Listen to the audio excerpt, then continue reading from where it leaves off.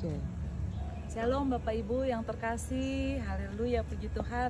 Pada sore hari ini kami berada di Bukit Doa Getsemani Ungaran. Pada sore hari ini kami mau worship night di tempat ini. Mari Bapak Ibu yang terkasih, satukan hati kita, sama-sama kita mau menyembah, memuji dan mendengarkan firman Tuhan yang disampaikan oleh Bapak Gembala kita, Bapak Aris Sandi. Sama-sama kita berdoa. Bapa dalam surga, terima kasih Tuhan Yesus. Terima kasih untuk hari ini, pemeliharaan-Mu begitu besar, begitu sempurna Bapa untuk kami. Bapa, kami anak-anak-Mu pada sore hari ini kami siap untuk mendengar kebenaran firman-Mu Tuhan Yesus. Berbicaralah kepada kami semua. Kiranya Bapa, firman-Mu ini Tuhan Yesus menjadi rema, menjadi kekuatan untuk kami. Dalam nama Yesus, jamah jemaat-Mu Bapa dimanapun berada, pengurapan-Mu turun atas mereka. Dalam nama Yesus, haleluya, amin. Shalom, saudara terkasih. Shalom. Hari ini saya akan sharing mengenai Yesus adalah batu karang yang teguh. Di dalam Matius 16 ayat 18, Tuhan Yesus berkata, "Di atas batu karang ini aku akan mendirikan jemaat atau gerejaku, dan alam maut pun tidak akan menguasainya." Sesungguhnya apa sih batu karang itu? Kenapa Tuhan kok mendirikan di atas batu karang? Kenapa Tuhan tidak mendirikan di atas apapun tempat yang baik atau yang lebih, yang menurut kacamata kita ternyata lebih baik? Ternyata batu karang itu bukan hanya sebagai sosok sebuah yang keras, yang kuat untuk dijadikan dasar atau fondasi, tetapi lebih kepada pengenalan kita akan Yesus, pengenalan kita akan Tuhan Yesus gitu. Jadi makanya di dalam Matius 16 ayat 13 di situ, setelah Yesus tiba di daerah Kaisarea Filipi, ia bertanya kepada murid-muridnya, "Kata orang, siapakah anak manusia itu?" Lalu jawabnya lalu mereka jawab apa? Ada yang bilang Elia, ada pula yang bilang Yeremia gitu kan, atau salah seorang bilang engkau adalah salah seorang dari para nabi gitu kan. Tetapi jawaban itu nggak memuaskan, tidak tepat di mata Tuhan, sehingga dia bertanya sekali lagi. Dia bertanya kepada Petrus, lalu siapakah sebenarnya aku ini? Dia tanya lagi kepada para muridnya. Petrus yang menjawab, "Engkau adalah Mesias, Allah yang hidup." Di dalam Matius 16 ayat 16. "Berbahagialah engkau Simon Petrus," jawab Yesus. "Bukan manusia menyatakan itu kepadamu, melainkan Bapakku yang di surga." Jadi kesimpulannya, kenapa dia berkata karena jawaban Petrus benar. Jadi intinya saat mendirikan sebuah gereja, saat kita mendirikan sebuah organisasi, kita mendirikan sebuah tempat yang baik, itu dasarnya harus Tuhan, harus pengenalan akan Tuhan yang tepat. Jangan kita salah mengerti atau salah menilai siapa sosok Yesus sesungguhnya. Yesus itulah Tuhan yang harus menjadikan dasar hidup kita.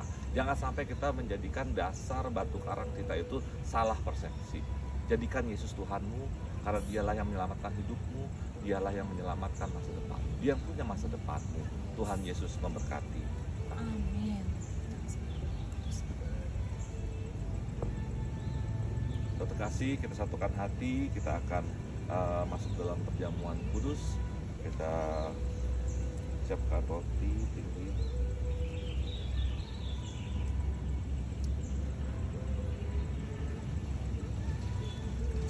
Kita angkat roti tinggi kepala kita, dan sesudah itu yang mengucap syukur atasnya, ia memecah-mecahkannya dan berkata, "Inilah tubuhku yang diserahkan bagi kamu, perbuatlah ini menjadi peringatan akan aku." Tuhan Yesus, kami percaya darah roti ini yang turun dari sorga. Jika saudara makan roti ini akan hidup selamanya. Barang siapa makan dagingku dan minum darahku, yang punya hidup yang kekal, dan aku akan bangkitkan pada akhir zaman. Kita makan bersama dalam nama Tuhan Yesus.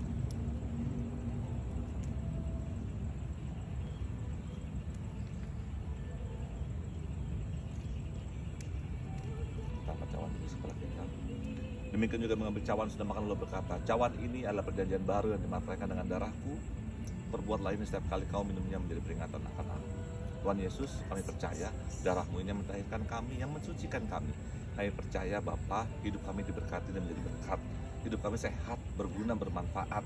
Kami percaya Bapa, nama kami sekeluarga tercatat duduk di sorga. Kami hidup kekal di sorga. Kita minum bersama dalam nama Tuhan Yesus.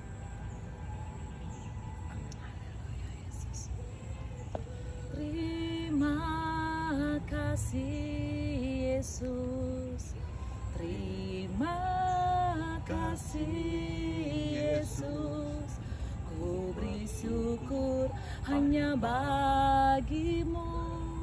Ya terima kasih Yesus.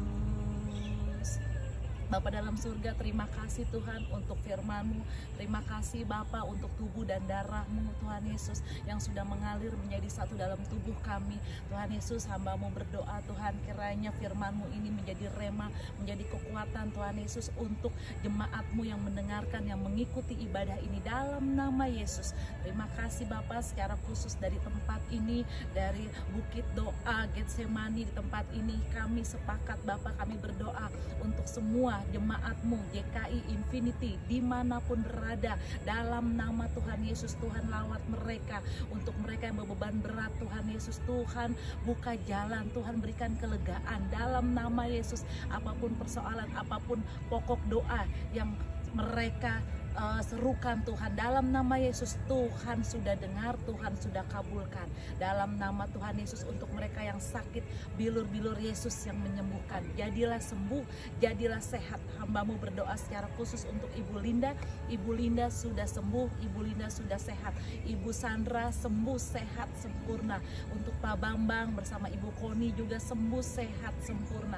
Terima kasih Tuhan, terima kasih Bapa, terima kasih Yesus. Anugerah-Mu melimpah atas kami semua.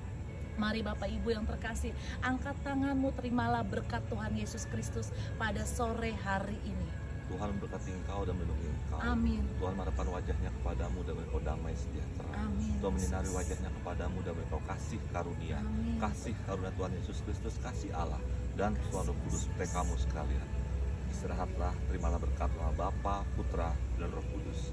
Amin. Amin. Haleluya. Shalom. Shalom. Tuhan Yesus berkati.